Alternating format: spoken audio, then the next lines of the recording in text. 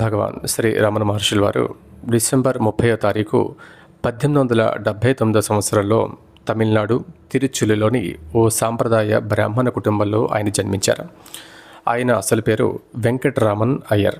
ఆయన తల్లిదండ్రులు సుందరం అయ్యర్, తల్లిగారు అలగమ్మాల్. భగవాన్ రమణ మహర్షి 16 ఏళ్ల వయసులో మరణ అనుభవాన్ని పొంది ఆత్మవిచారణ సాధించారు. తదుపరి తమిళంలో తిరువన్నామలైగా పిలువబడేటటువంటి అరుణాచల క్షేత్రంలో ఆయన స్థిరపడ్డారు. భగవాన్ రమణ మహర్షి యొక్క వంశీయుల గోత్రం పరాశర గోత్రం. ఆయన పునర్వసు నక్షత్రంలో జన్మించారు. ఆ నక్షత్రానికి అధిపతి గురుడు. దీనివల్ల ఆయన శాంత స్వభావం, నిజాయితీ, జ్ఞానం, మతపరమైనటువంటి చింతనకు ఈ నక్షత్రం ప్రధాన సూచికగా ఉంటుంది.